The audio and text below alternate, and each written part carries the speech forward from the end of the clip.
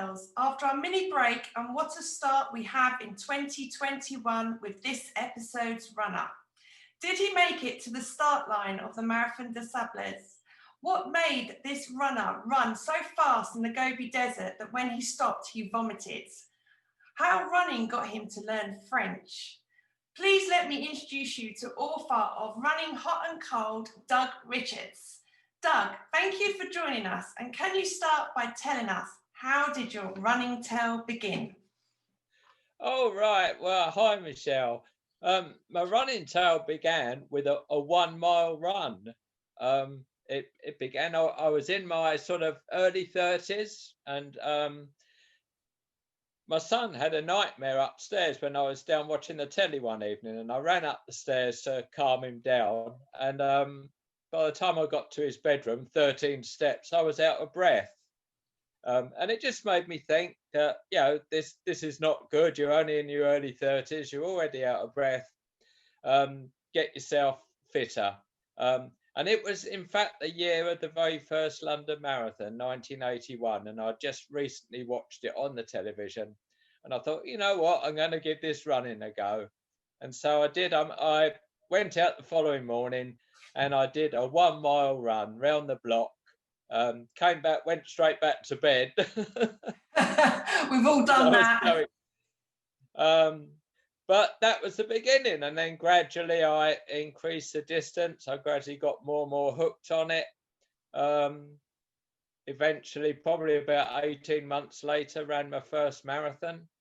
And then later on in life, started sort of traveling as well, and traveling around the world and running in all sorts of amazing places. Okay, before we get there, because I'm super excited to find out about all these places that you've run.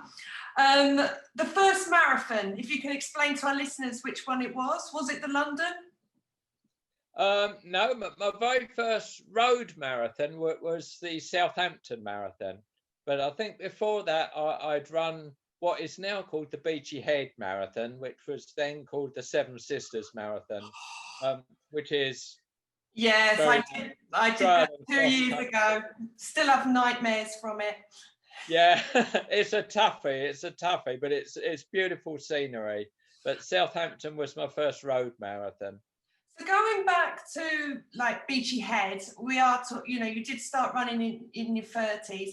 If you don't mind, for the listeners, can you let them know roughly how old you are now?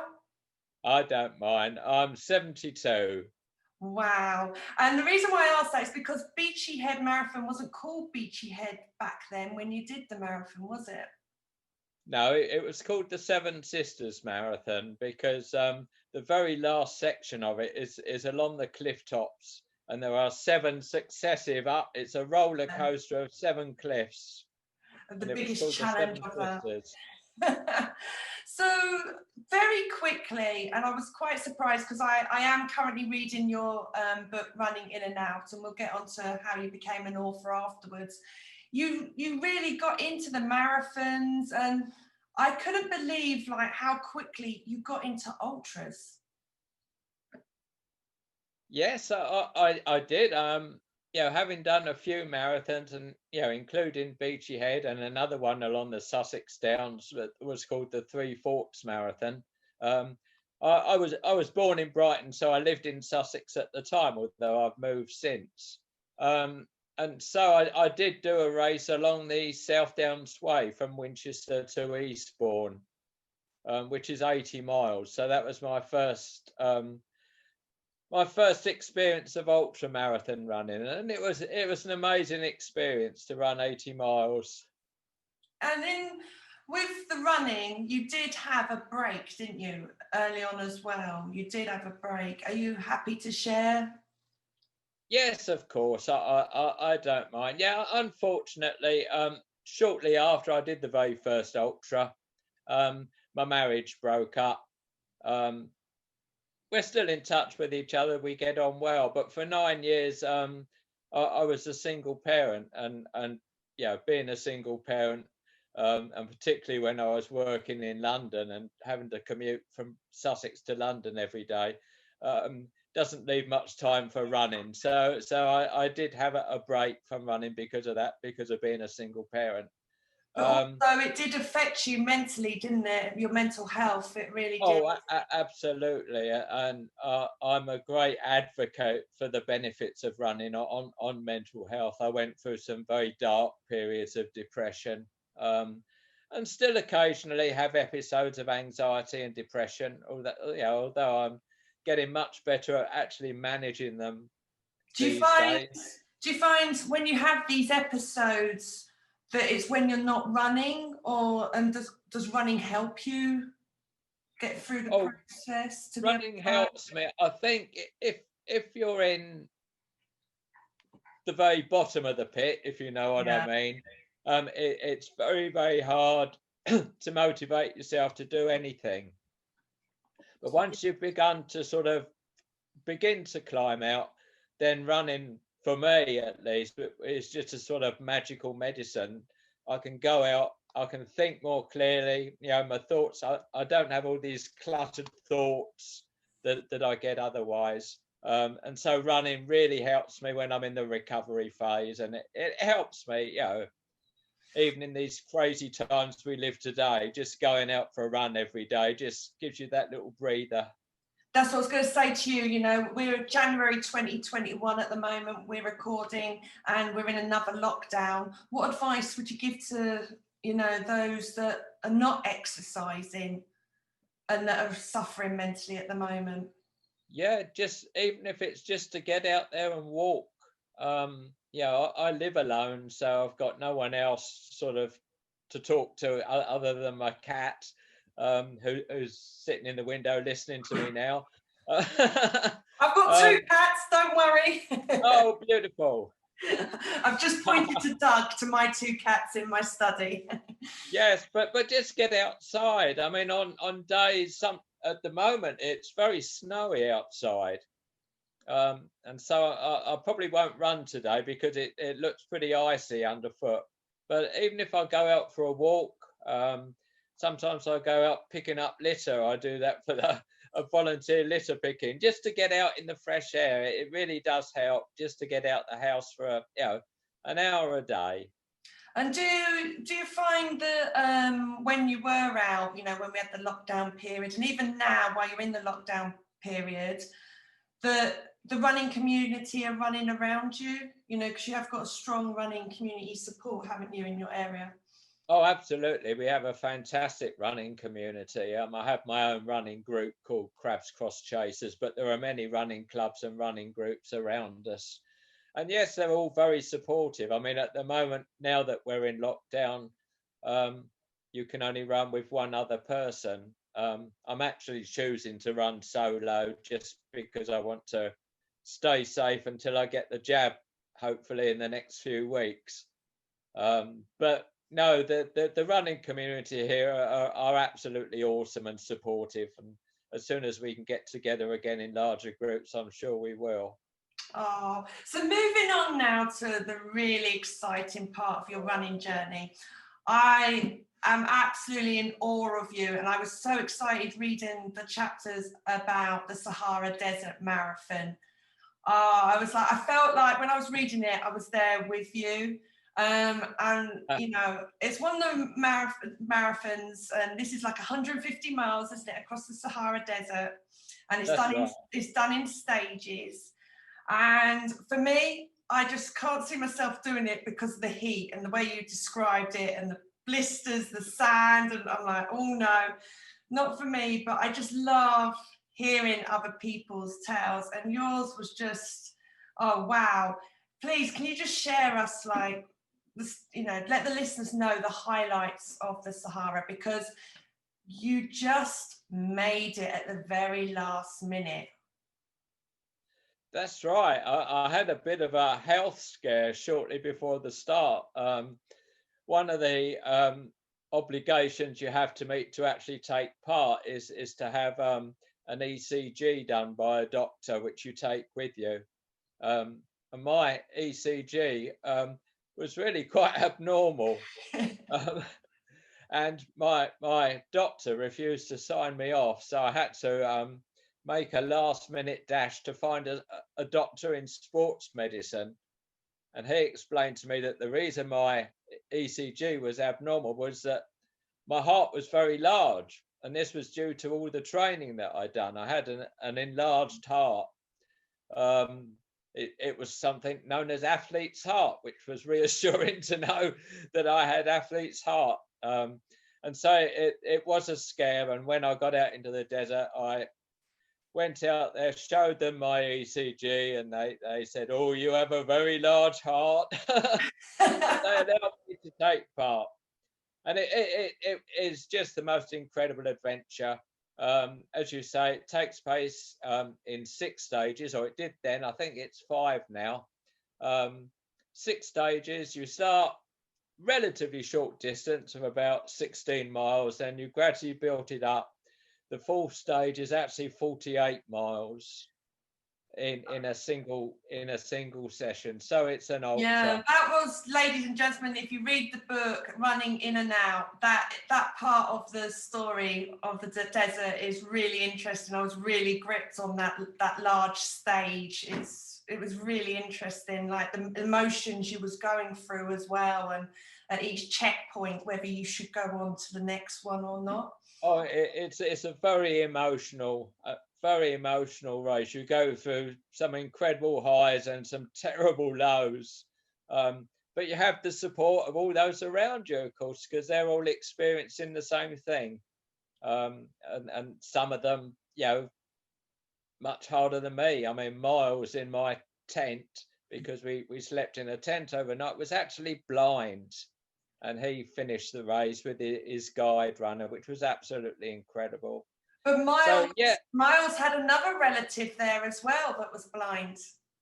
His brother, yes, his brother was there, and he was his South African brother, so they both ran it at the same time. I mean, it was just all part of an incredible adventure, but it was just so tough. The temperature. The 5th stage is a marathon, a full marathon, and the temperature on that day was 58 degrees centigrade, which is just so hot. But you're very, you've got a hat on, you've got lots of protective clothing, and it is a dry heat. So in some ways, I've run in some sort of hot but cooler than that places with high humidity, and that I find more difficult. We'll go on to the next desert, but I just want to find out first, like when you finished that marathon, what was that feeling inside? When they put the medal over you and well, the organizer of it was a French.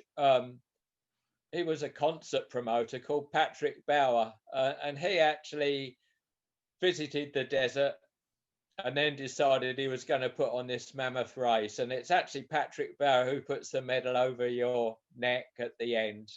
And so, it's just an incredible, very emotional, tearful, all sorts of emotions come pouring out of you when you actually cross that final finish line.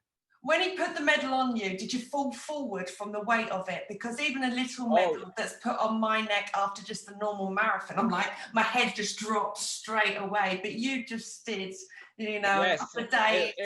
It was a very, very heavy, and so yes, you do. You buckle under the weight of it because you're so fatigued. But that wasn't your only desert experience. You then thought, hang on a minute, I want to try another desert. So then you went on to do one in the Gobi Desert. So if you can explain the one where you went to China. Yeah, this was another series of races. In fact, here, I think there were 11 stages. We started in Shanghai, we moved to Xi'an, and we did running in each of these places. Xi'an is near where the Terracotta Army is. And then we went out to various places in the Gobi Desert to run around the Gobi Desert, and then into the foothills of Tibet to run in at very high altitude in the foothills of Tibet. And finally finishing by running on the Great Wall of China, wow. About 70 miles from Beijing. So that was, each stage was entirely different, but the Gobi Desert ones were particularly hard. Not quite as hot as the Sahara, but no less tough. Yeah, I found that interesting when you was describing your experience in the desert, and you was just saying like the humidity is different, even though it's hot. You found it Yeah, tougher than the Sahara, and I was like, a desert's a desert, but you was explaining no, there are differences in how no, you found.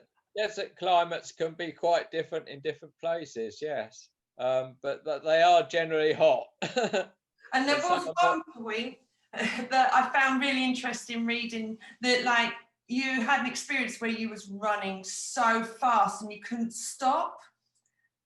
Do you remember Oh that bit? yes, no, that was quite scary. I was running down the side of a sand dune, um, and it was a gradual slope, but then it suddenly sort of plummeted, and I realised that I was just out of control. I couldn't stop. I was just going down this very steep sandbank, um, and it really is quite a frightening experience. Your legs are going faster and faster and faster, and in a way, you want to fall just to stop.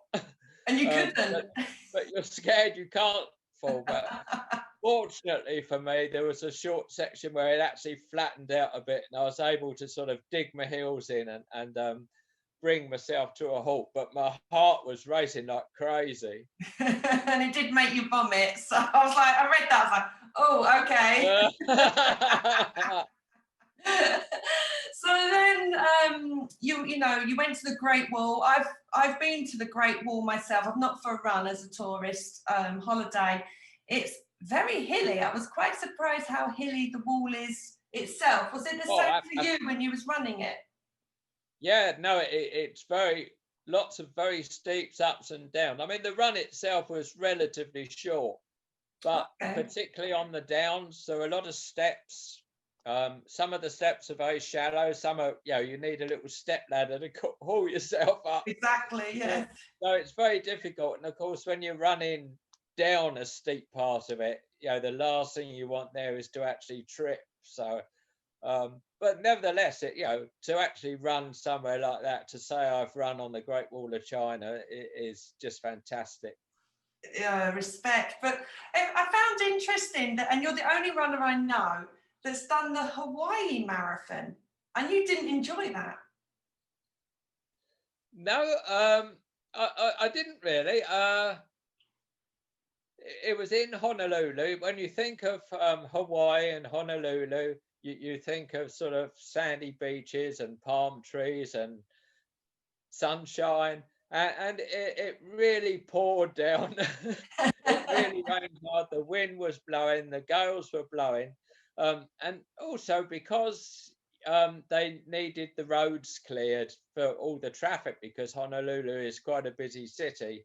It actually started in the very early hours of the morning, and so I was probably 16 miles into the marathon before the sun even came up. Most of it was just in darkness, and running along dual carriageways in darkness. So it wasn't quite the sort of Scenic. tropical experience. I mean, I spent some time in Honolulu and Hawaii, and obviously I had some good times there, and I did enjoy the beaches and the sunshine. But the race itself was really quite tough. But yeah, I managed to get to the end of it. I did like in your book as well that you did say that, and I agree with you. It's what I say as well. The best way to see a city is to run it.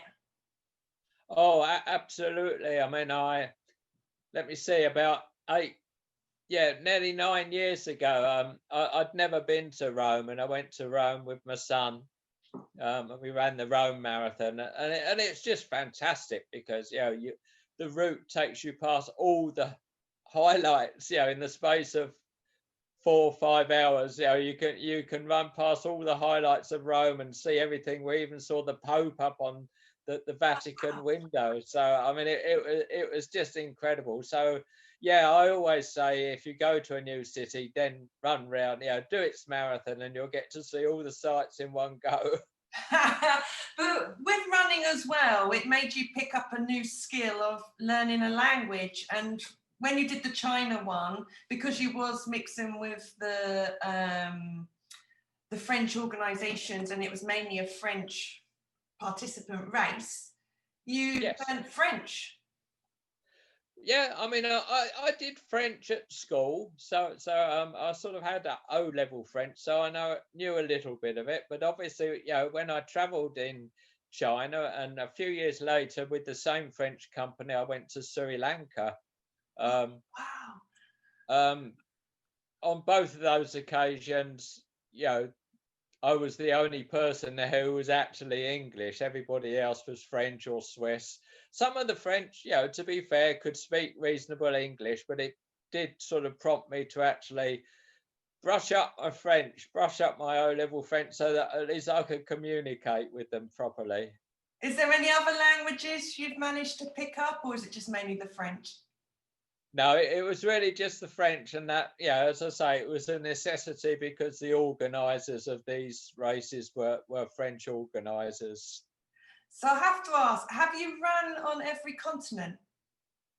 Yes, I have now. I've done at least a half marathon on all 7 continents. I completed the set just a couple of years ago in Antarctica, and that was just the most amazing experience. Running in Antarctica, the wildlife, just everything about it. It's almost like visiting another planet. It was just an incredible experience. It's a tough journey even to get there, because you have to go first of all to Argentina, and then we sail by boat across the Southern Ocean, which is the roughest seas in the world, for 3 or 4 days, and then eventually get to Antarctica. Obviously, there's nowhere for the ship to tie up, so then you have to sort of disembark into dinghies to get ashore. It was just incredible, Michelle. It was absolutely incredible. I have to tell you the story of one day we were out in the dinghies. We can get 10 people in these dinghies. They just got an outboard motor. Yeah.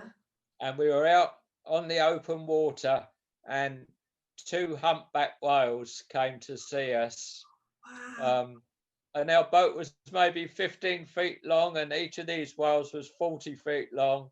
Oh, They wow. could so easily have just tipped us in the water, but they didn't. They just kept popping out of the water and rolling over and showing off. Oh. It was just, to be so close to wildlife like that and experience it, just makes the whole trip. That's why I love running and traveling. You just get to see the most amazing things.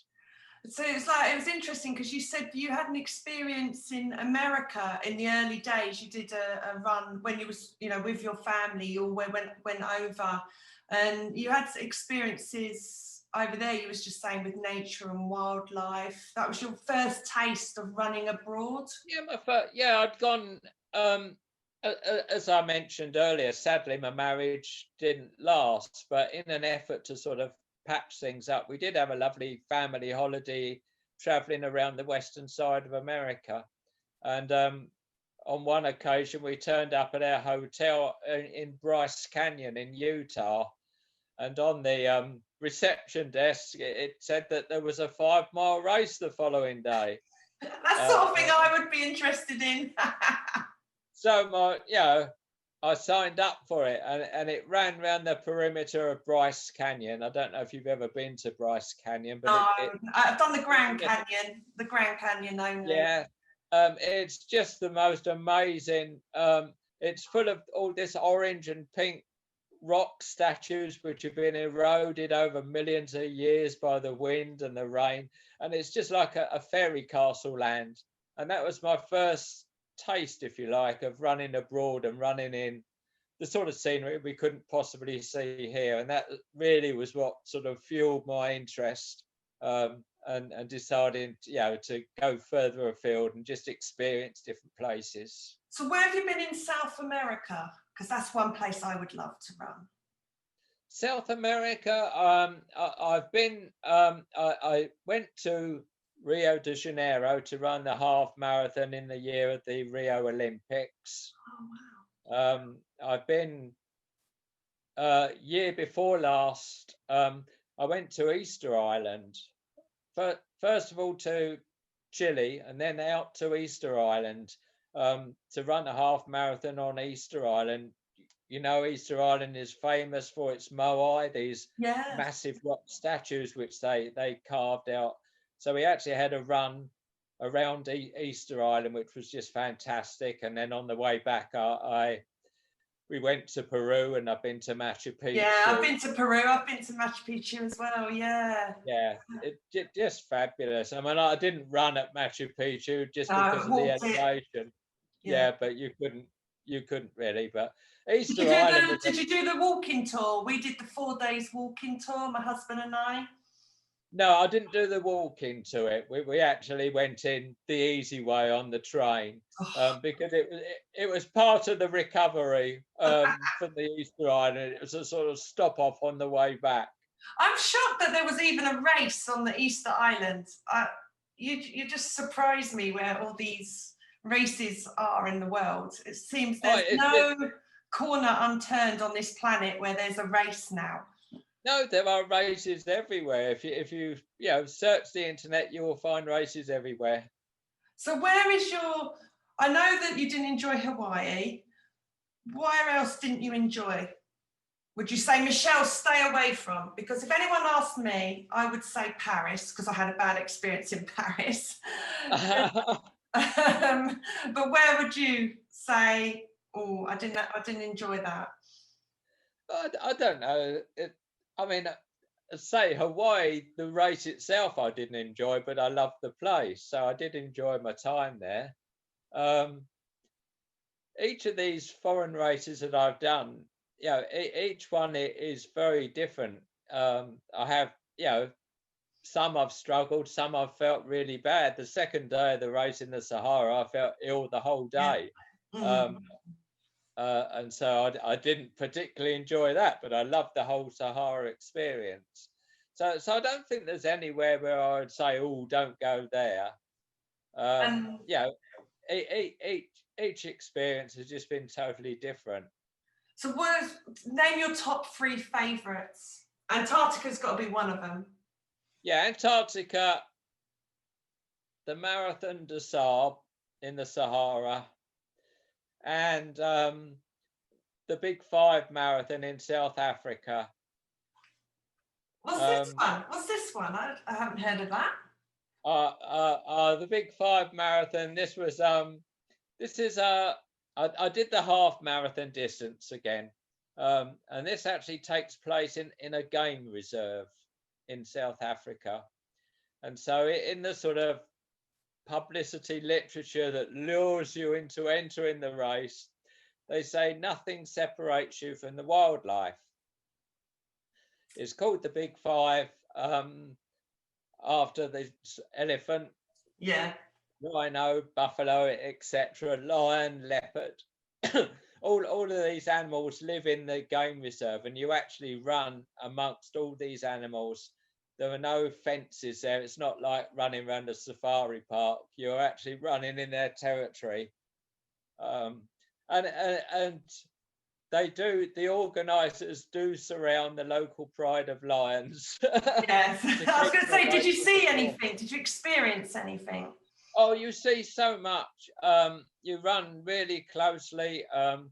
You're running with zebra, giraffes, even rhino. 50 yards away from you as you run, there can be rhinos sort of munching away at the grass. It was just absolutely extraordinary. But probably the highlight, if you can call it a highlight, of that particular trip was a couple of days before the race when I was out on what was called a bushwalk. And on a bushwalk, you're out on foot with one of the rangers. There were 8 of us out with 2 rangers. I remember reading this. We were ambushed. We were ambushed by 6 elephants, and we were chased by 6 elephants down into a ravine. Obviously, it's an absolutely terrifying experience at the time, but we all lived to tell the tale, I'm happy to say, including the elephants. eventually they got literally to within 20 yards of us, and the noise they were making was just absolutely incredible. The trumpeting and roaring as they chased us. And eventually one of the rangers who did have a rifle fired it a couple of times up into the air, and that was enough to actually deter them and call off the chase. And then we had to sort of make our way back out of the ravine. I bet you didn't expect to do any speed running that day. No, that made me laugh. I certainly ran fast that day. So that was probably the scariest moment of my running career. But I mean, it's a good story. Now we all survived. It's a good story, and that group of people have kept in touch ever since. I'm sure, like, even it was interesting last month, you were saying that you heard from one of the runners, Steve, one of the firefighters that you met at the Sahara Desert. Right. Yes. I mean, I've had since doing the Marathon des Sables, I've had some contact with Miles, the blind chap, and John, his guided runner. We've seen each other from time to time, but I'd really lost contact with a lot of the others. When you overnight during the separate stages, you are in, I call them loosely tents. They're just a bit of cloth covering your head, really. They haven't got sides to them, but you're in tents with 8 other people. And you become very, very bonded to those 8 other people. I was in the same tent as Miles and John, but there were 3 London firefighters who were in our tent, including Steve North. And then just completely out of the blue, just a week or so ago, I just got a request on LinkedIn from Steve, who'd actually come across my profile on LinkedIn and contacted me. And he's now got a business out in Northern Ireland, but it's just great to be able to link up. And in my travels, you make so many friends all around the world, and we do stay in touch. It's amazing how much, I've got friends in America and Australia and New Zealand and all over the world, and we keep in touch. And of course, we may well meet up, and and indeed we do meet up at future races. Now, that's what I love about the social media as well, because in the last month alone, I've caught up with runners online that I've met at marathons abroad, and it's just amazing to still have that connection, and you relive how you met, and oh, absolutely, it's just fantastic. You'll never lose that bond, do you? The group of us who were chased by the elephants have a particular strong bond, and each year on June the 21st we call it Elephant Day because that's the day that it happened in 2012. So every June the 21st we have an Elephant Day meeting over social media. So we talked about races abroad, but what about locally? What's your favorite? Is it the London? I've done the London Marathon 3 times. I mean, I've done a number of marathons around the UK. I really enjoy it. What's your favourite one? Probably because of the atmosphere, I'd say London, just because of the crowds and the support and everything. I prefer 1 lap marathons. I find the 2 lap ones rather hard work when you go through the halfway point and you've got to go all the way around again and you know what's coming. But I've done, we have a Shakespeare marathon in Stratford upon Avon. I've done that one. Which is just down the road from where I live. So that's I do enjoy that. Yeah. Do you still do marathons now, or do you lower your distance? I generally lower my distance. Having said that, the last marathon I did was in, not last year, but the year before in October. I did the Venice Marathon. Oh wow! Okay. And that was the first one I'd done since the Rome one in 2012. Oh, so you had a big gap. Yes, I had. In terms of marathons, I mean, I think since 2012, I've focus more on the half marathon distance, or these sort of multi-stage. I still enjoy these events where you run for several days in a row, but not massive, no more than half marathon in any one day. So yeah, I tend to have sort of dropped off the very long distance, the ultras and the marathons. Although, as I say, I did do a full marathon October 2019. That will probably be my last one. But my son always says I've got the breaking strain of a Kit Kat. I was going to say I cannot see that being your last one. But out of curiosity, how many marathons and ultras have you done so up to date?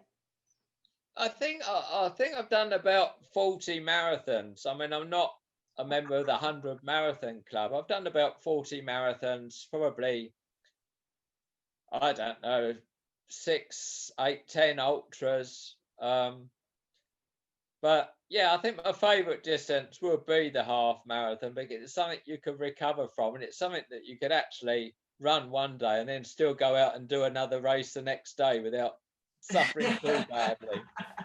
So, as well as a runner, you are an author as well. You've decided to write about your running. As I've mentioned a few times, the Running Hot and Cold, which I'm currently reading. Excellent. What other books have you written that everyone? Okay, well, I wrote whenever I've travelled abroad, I've usually kept a diary, and obviously I've taken lots of photographs. And I've written a few articles. I wrote, when I went to China, I wrote an article about it for Runner's World. So I always used to enjoy writing bits about my running. When I retired back in 2011, I joined an organisation for sort of retired people. It's called University of the Third Age. I mean, that makes it sound a bit academic. It's not a university at all, but basically it's a group of people, and we have various groups with common interests. And I joined a writing group, and I read some of the pieces to them, and they said to me, no, you really ought to write your story up. And so I did. I started to write the story. Eventually this produced Running Hot and Cold, which, as you say, you're reading at the moment, and I hope you're enjoying. I am. Of course, once Running Hot and Cold was done, I still had quite a lot of stories to tell. So my publishers were so pleased with the success of Running Hot and Cold. It won an award at the Running Awards. Wow, well done.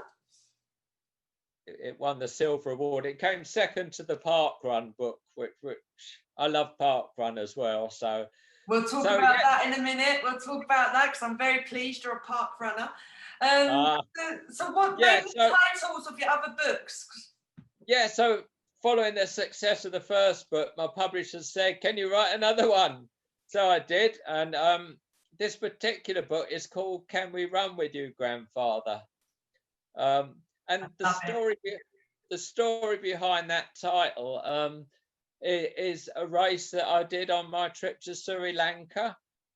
We went to Sri Lanka just weeks after the dreadful tsunami that actually killed thousands of people on the island. So it was a very emotional trip.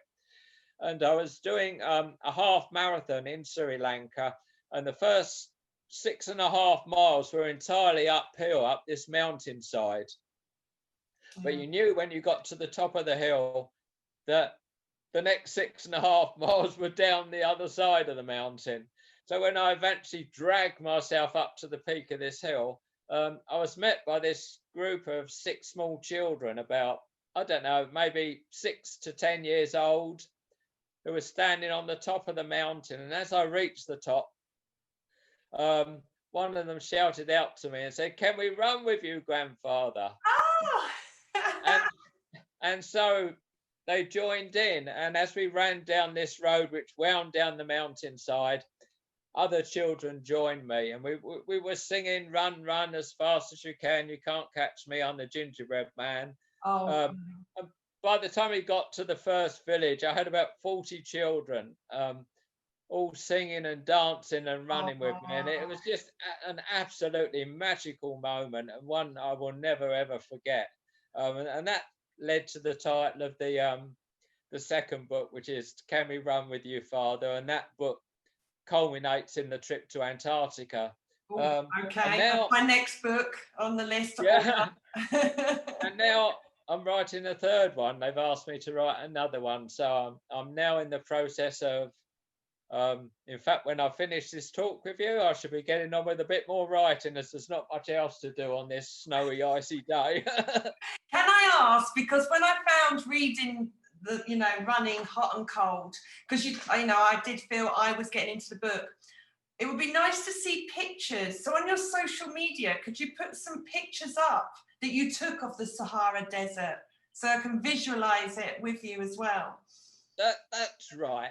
With Running Hot and Cold, it came out initially as a Kindle book, and if you look online, that actually had some pictures online, but they didn't get into the paperback. Oh, You'll be pleased to know that in Can We Run With You, Grandfather, there are pictures. oh, Um, that there is a section of pictures in the middle. So, and certainly in the next book, which hopefully um, will come out in maybe end of next year, hopefully, if things go. Who knows what's happening at the moment with races? I was going to say, it's not as if you haven't got time to finish it. What else have you got to do? Well, the target, my long-term goal at the moment, I've always kept a diary of my runs, and I always encourage people to keep diaries. They are so useful to look back on to see how you got over injuries and everything. But I've always kept a diary of how far I've run, how long it took, and a few notes about it. And so I know how far I've actually run. And I now have about 1,800 miles to go to reach the full diameter of the Earth at the equator, which Wow. is sort of nearly 25,000 miles. So that is the sort of end point of the third book will be actually reaching that point, 1,800 miles, which, as I say, I hope to do. I mean, I've got trips booked for this year, but I just don't know if they're going to happen. With the pandemic, I'm supposed to be going to Iceland and Madagascar to run, but we will have to wait and see what pans out. But I continue running through the pandemic, so I'm slowly, bit by bit, eating away at that distance. As I say, I'm down to about the last 1,800 miles, which I think should be about 18 months. Can I ask, Roughly. because you have been a runner for quite a few years, do you watch your diet or do you just eat what you want? Are you? I'm lucky with my weight, really, in that I can pretty much eat what I want. I mean, I do eat what I consider to be a pretty good diet. I like a lot of fruit and vegetables and everything. But I don't have a sort of specific diet. I just eat what appeals to me. And do you get injured a lot? Or are you very good? Touch wood, luckily, not very often. I did actually, in May of last year, during the first lockdown, suffer a bit of a knee injury, which put paid to most of my running for about 6 weeks. But happily, that sort of pretty well recovered. I mean, I'm getting on now a bit, and so obviously your knees aren't quite as good as they were. Doug, you are not saying that age is stopping you when you're telling me you've got Iceland, Madagascar, and whatever else planned for the future. I'm Oh, sorry. I can see you running till you're way past 100. So don't tell me that you're getting old. No, it's definitely not stopping me, but it's just slowing me up a little bit. So you mentioned earlier park run. Yeah. Yeah, so where's your local park run? My local park run is Arrow Valley Park Run in Redditch. It's a 2-lap course. And the very first time I ran it was very shortly after my encounter with the elephants in South Africa. I Okay. came back from that trip. While I was away, they actually had their inaugural park run at Arrow Valley. So when I came back, I didn't join it until the third running of it. But I was just instantly hooked, and I'm just an absolute lover of park run. Do you volunteer? That's the important question, Doug. No, yes, I've done lots of volunteering. I've run my last park run before lockdown last March was actually my 349th. Oh, wow. So Okay. my next one will be number 350, but I'm having a long wait for it. Well, you say that, Doug, at Northampton Park Run, we have a park runner who's 87 and he is on 399. Oh, wow. Yeah, That, our famous Bob. Yeah, he was the oldest park runner in the world to reach 250. And he's fantastic. waiting for that 400th. And he's Christmas Day, apparently, he was seen running around doing a not park run with 400 number on his top. Oh, bless. You know, I hope he's he gets to achieve that. desperate. Yeah, So I think it's just fantastic park run. The whole community spirit, the volunteers, everything. I just love it and really, really miss it.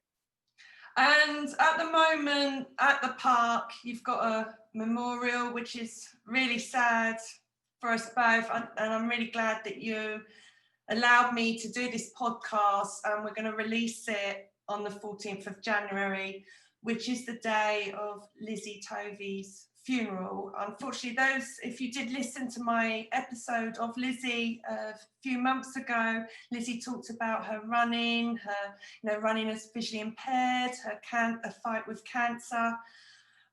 She sadly passed away on Boxing Day. I know, Doug, you were really good friends with Lizzie personally as well. And in that podcast, Lizzie talked about you, and that's how we connected. So it just felt right that you was the first one of 2020, and we agreed that we would release it on a day to celebrate Lizzie. Oh, absolutely. Lizzie was just the most inspirational person.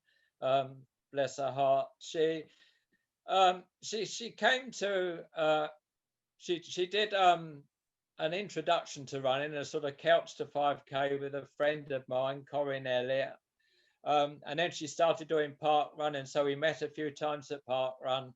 Now I do a lot of talks for various organisations and running clubs about my travels around the world, sort of illustrated talks. And Lizzie came to a couple of those. And she really loved it, and she got into my books and reading my books. And she always said that was what inspired her to go beyond the 5K distance. And of course, as you know, she eventually got to run the London Marathon with Corinne. And indeed, even in these past year in October, she managed to complete the virtual London Marathon distance within a 24-hour period. It's amazing, just October just gone, she was running right till the end. It was just so sad. I mean, she was just about, it was hard enough with her visual impairment to actually run. And I can remember when Lizzie did the park run, and she did it without being tethered to anyone. Yeah, she talked about that. Just a fantastic moment, and she had a sort of army of helpers around her in a sort of Kipchoge style, surrounding her to make sure that other people didn't get in her way. But she completed the whole park run, and I know she burst into tears at the end of it with the emotion of it. But if dealing with that visual impairment wasn't enough, she then got the most horrendously aggressive form of cancer early last year, and so sadly I mean, she always said that I was her inspiration, but to me she's just the most inspiration. If I'm out on a run and I struggle, I immediately think, what would Lizzie do? She would keep going. She would. She was a fighter until the very end. apart from running at Park Run, when she didn't run, she would very almost every week volunteer, and she had a particular spot on our 2-lap Park Run. Smoky corner. There is one hill which we have to climb up, which is quite a steep hill, and some people find it quite challenging. And then at the top of the hill, you turn left, sharp left, and start to run back downhill. And that Lizzie and her husband Mark used to stand at that corner, and that they used to ring bells, shout encouragement, encourage people up the hill. And so that corner will now forever be called Tovey Corner. And I've been past it in recent days, and there are some of the most amazing floral tributes there on the corner. It's just beautiful to see. She was loved by so many people. She was such a brave person, and yeah, we will all miss her dearly. Yeah, I'm so thankful to Chris and Simon, who are very close runners as well, that ran with Lizzie, that told me, got in contact with me and said, Michelle, you've got to interview, you've got to have an episode with Lizzie. And I did. And I'm so grateful to those guys, because we did the podcast, but Lizzie, you know, she doesn't stop there. She keeps in contact, and I just felt like we'd known each other for years, and up until near the end, we were still WhatsApping and talking to each other even while she was in hospital. Yeah. And, you know, and then it's lovely being on her Facebook page. I don't know if it's public for listeners to read as well, but how much the running community and just her friends and family, the stories they say about this woman is just, you know, you think listening to the Running Tales podcast, you know, is inspirational enough, but this woman had so many talents, from bakery to craft. Absolutely. You know, just everything she touched, she was just amazing at. The very last time I saw Lizzie, I was out on a route of mine in Redditch. You've heard of Strava art, presumably. yeah. Well, this particular route makes a fantastic T-Rex dinosaur shape. Okay. And Lizzie, she was out walking with her Macmillan's buddy Sonia, who's been so fantastically supportive. Absolutely amazing. And we stopped and chatted, and Lizzie said she wanted to do, when she felt a bit stronger, she was going to do the dinosaur route with me. Sadly, that day didn't come, but I mean, every time I run that route now, I will have Lizzie sitting on my shoulder, and we'll take her around the dinosaur route, because she would have loved that. Well, Doug, I'd love it if, when, you know, Park Run is back up, that I come and finish, you know, that I come up to Redditch and that you do Park Run with me. I would love that. And I'll come down to you as well. Yeah, definitely. That, you know, we'll make them dates when Park Run is back up. But it just goes to show, you know, the running community is just amazing, supporting each other. And like I said, there's more so on Lizzie's Facebook page at the moment. It's just wonderful just to see, you know, even now you get those, I've run for Lizzie today, and, you know, just sharing their tales. You just can't help but smile. It's not, with Lizzie, it's not sadness, it's happiness. And I think that she would be so pleased with that.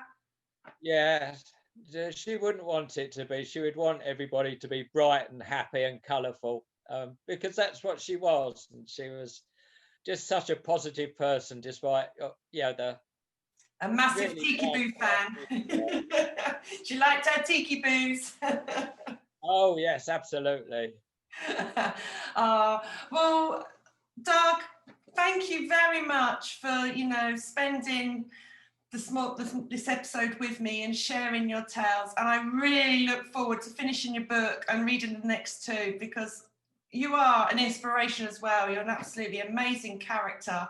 And I just hope the listeners enjoyed listening to you as much as I have. Oh, thank you, Michelle. That's really kind of you. No, I've really enjoyed it. I always love it. And perhaps when we can meet in a crowd again, I'll come down to Northampton. I can give your running people one of my talks as well. Then you'll be able to see lots of the pictures that weren't in the first book.